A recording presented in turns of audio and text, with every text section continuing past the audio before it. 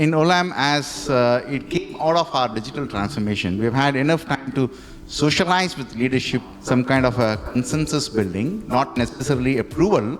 We don't need approval from everybody in the organization, but a consensus building so that there is an acceptance.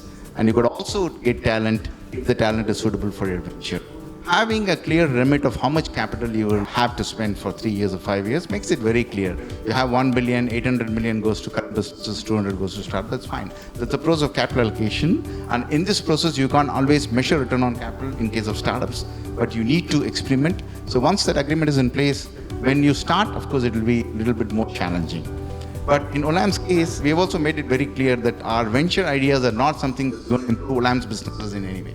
If you want to adapt, you're fine.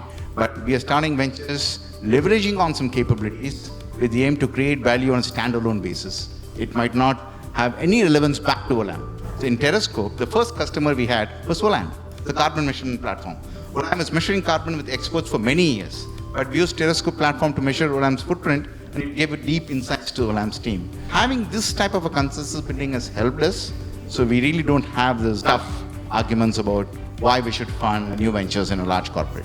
The main purpose is to get buy-in from the top management. If they don't believe it, save your time. You need to make sure that you have at least one member of the board that believes and gives you also the freedom to experiment.